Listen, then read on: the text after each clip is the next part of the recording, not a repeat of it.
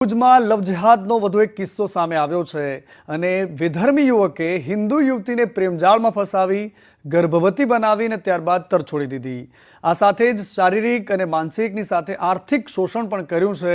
યુવતીએ વિધર્મી યુવક સામે પોલીસમાં ફરિયાદ કરી છે। એ મોમેડિયમ છોકરો છે જમીર હુસૈન છરેજા, તેણે મારા સાથે લવ જેહાદ કરેલો છે।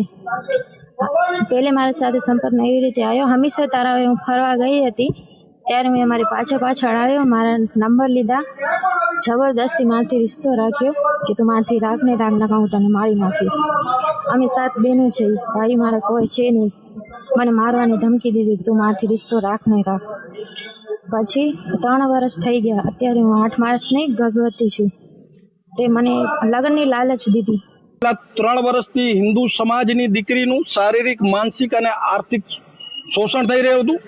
વિધર્મી યુવાન પરિણીત હોવા છતાં એણે હિન્દુ દીકરીને ફસાવી, એને 3 વર્ષ પોતાની પાસે રાખી અને જ્યારે દીકરી 8 માસની ગર્ભવતી બની ત્યારે એ વિધર્મી યુવાને આ દીકરીનો ત્યાગ કર્યો છે અને આ દીકરી ઉપર એ દબાણ બનાવે છે કે તારા પેટમાં રહેલા જે ગર્ભ છે એનું તું ગર્ભપાત કરાવી નાખ।